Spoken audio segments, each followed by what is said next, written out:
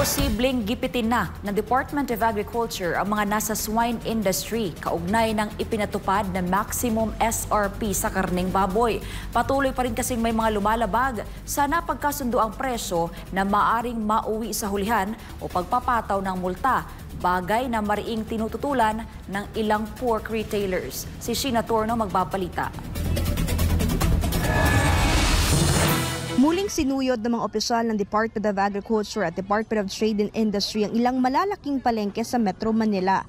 Umaga ng Lunes, inikot nila ang Mega Q-Mart sa Cubao, Quezon City upang alamin kung nasusunod ba ang ipinatupad na Maximum Suggested Retail Price o MSRP, partikular sa karneng baboy.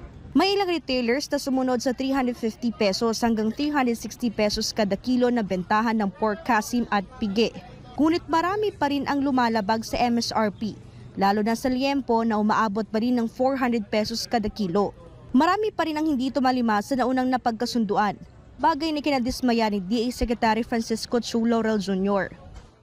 Actually, kung 380 nga ang liempo or 230 ang farm gate, dapat nakita pa lahat yan eh. So they have no reason not to follow. And that is already bordering on profiteering eh. Dahil dito, pinatawag ng kalihim ang mga stakeholder ng industriya upang talakayin ang napagkasunduan. Kung hindi sila susunod, bababa ko pa yun at magkaipitan na kami, minakailangan. At naghihintay silang ipitin sila ng gobyerno, darating na yun. Dito, meron gustong mag-jackpot at ayaw bitawan at may konting greed. Dagdag pa ni Laurel, hihingi rin siya ng tulong sa mababang kapulungan ng Kongreso upang imbestigahan ng Quinta Committee ang mga lalabag sa kautusan. Posible na rin daw ipatupad ngayong linggo o sa susunod na linggo ang panguhuli at pagpapataw ng multa sa mga hindi susunod sa MSRP. Handa naman daw dyan ang DTI na ipatupad ito kung kinakailangan. The DTI will really follow the initiatives of the DA. Kung ano yung directive nila sa amin, yun ang gagawin namin. So, strict enforcement and strict monitoring ang mangyayari dito. Ang planong ito ng gobyerno ay hindi kinatuwa ng ilang tindera ng karning baboy sa Mega Q-Mart. Ayon kasi kay Elizabeth Espino, kung tutuusin, halos 100 piso kada kilo ang kanilang lugi para lang sumunod sa itinakdang MSRP. Talagang lugi kami talaga sa presyo. Kasi bali lahat 20 pesos.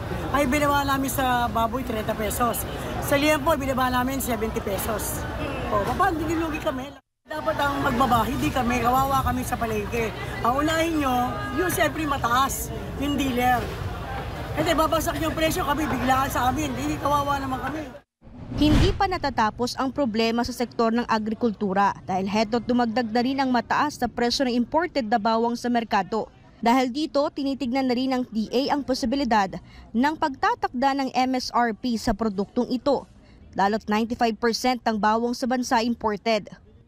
Well, yung garlic, kung 140 ang benta nila dito to consumers or 150 kanina, ang bili daw nung tindera nasa 110 eh.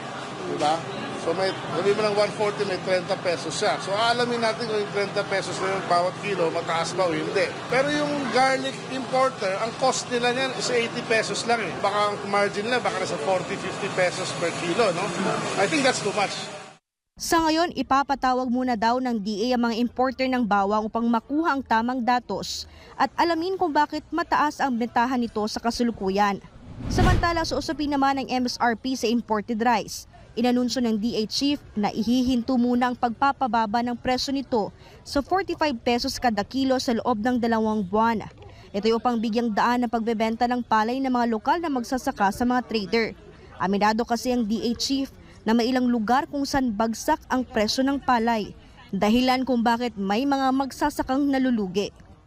So ngayon, I think it is prudent na we will stop at MSRP 45 for the next 2 months hanggang matapos ng harvest season para naman yung mga traders na bumibili at mga rice mills na bumibili sa mga farmers ng palay ay hindi mag-speculate, di ba, or matakot. Para sa Diyos at sa Pilipinas kong mahal, ito si Sheena Torno, SMNI News.